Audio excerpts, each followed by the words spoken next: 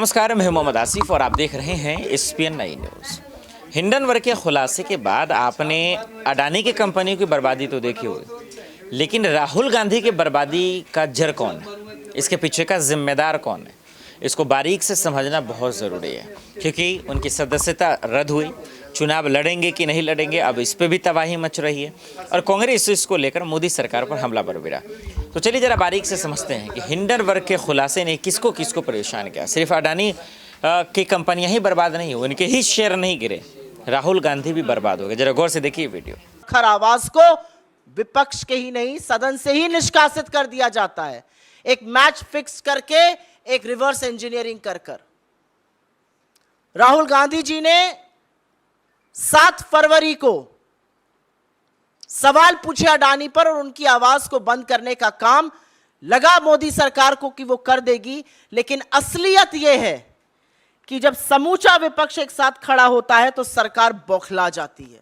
राहुल जी के सवालों से यह सरकार बैकफुट पर है और इसीलिए अब हर उस आवाज का दमन करना चाहती है जो खड़े होकर इनसे सवाल पूछेगा। एक भी सवाल इनसे अनकंफर्टेबल पूछ लीजिए, बेरोजगारी, महंगाई, आर्थिक असमानता, किसानों की दुर्दशा, चीन का अतिक्रमण और सबसे बड़ा मुद्दा अडानी महाघोटाला। यह सरकार अब हर उस आवाज का दमन करने को तैयार है जो इस तरह के सवाल पूछेगा या तथ्यों को सामने लाएगा। बड़े बड़े खुलासे हुए हैं, चाहे वो अडानी महाघोटाला हो, चाहे वो चीन का अतिक्रमण हो। मुझे खेद के साथ कहना पड़ता है, जब अधिकांश मीडिया को पीएमओ का एक चपरासी व्हाट्सएप के माध्यम से चलाने की जरूरत करता है तो alternate media, digital media, social media पर खबरें आती हैं।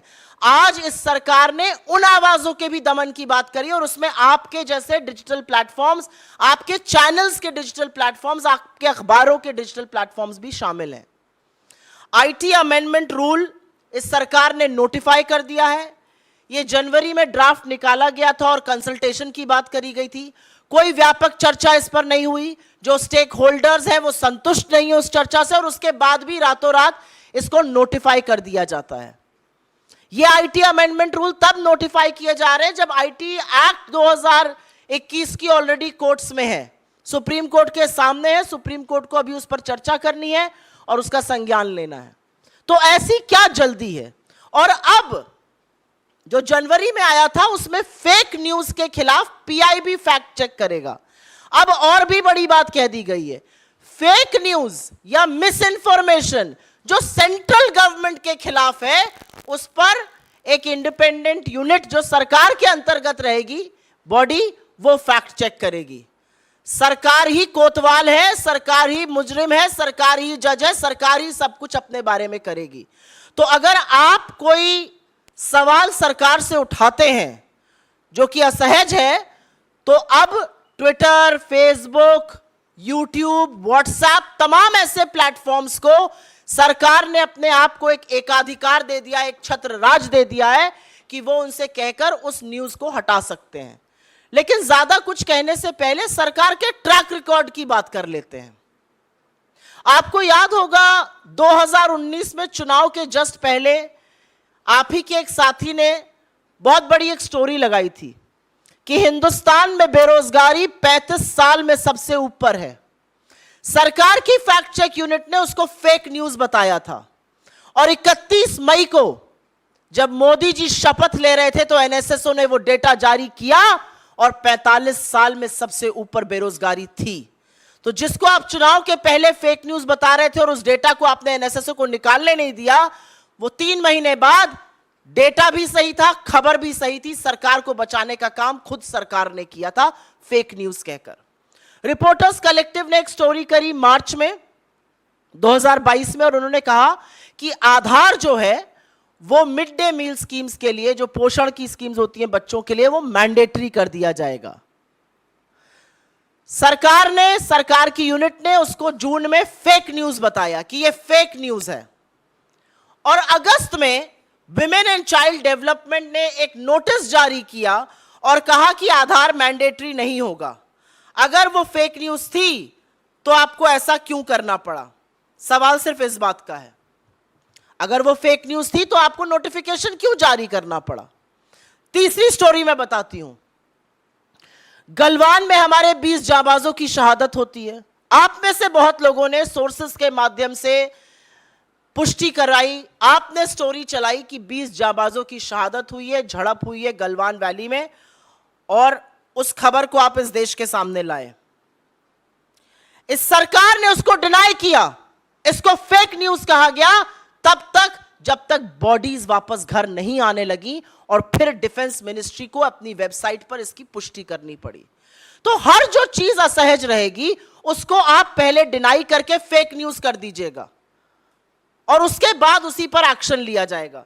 मुझे अभी भी याद है यूपी में चीनी ऐप अपने फोन से हटाया जाए, ये खबर चली थी, उसको भी बोला गया था फेक न्यूज है। फिर पुष्टि सरकार नहीं करी, वहां के एडीजी नहीं करी कि नहीं ये सही खबर है। राहुल गांधी जी ने रेलवे की निजीकरण की बात करी थी भारत जोड़ो यात्रा के दौरान, उसको भी फेक न्यूज कहा गया था। बाद में सबने देखा क्या हुआ। तो मेरा कहना यह है कि जो भी असहज है, अगर अब अडानी पर खुलासे होंगे जो कि लगातार हो रहे हैं, और मैं दुख के साथ भी कहती हूं और थोड़ा सा क्षोभ के साथ भी कहती हूं, अडानी के खिलाफ जो खुलासे हो रहे हैं वो मेन स्ट्रीम मीडिया में नहीं हो रहे हैं आज की तारीख में। अगर डिजिटल प्लेटफॉर्म्स इसको कर रहे हैं, अगर सोशल मीडिया की फैक्ट फाइंडिंग एजेंसीज इस पर कर रही हैं काम, उसको भी फेक न्यूज कहा जाएगा। अब हम देश को पूरी तरह से सेंसरशिप पर ले जा रहे हैं, क्योंकि ये जो नोटिफिकेशन है ये सिर्फ और सिर्फ सेंसरशिप है, इसका और कोई भी पर्याय नहीं है। इसका मुझे और कोई समझ में नहीं आता है। आज मामला राष्ट्रीय सुरक्षा का है। एक चीनी कंपनी अडानी के हर कॉन्ट्रैक्ट में सब कॉन्ट्रैक्टर है। वो दहेज से लेके कांडला, हजीरा, मुंद्रा हर पोर्ट में घुसा हुआ है। उसको भी फेक न्यूज बता देंगे, उसके भी डिफेंस में आ जाएंगे।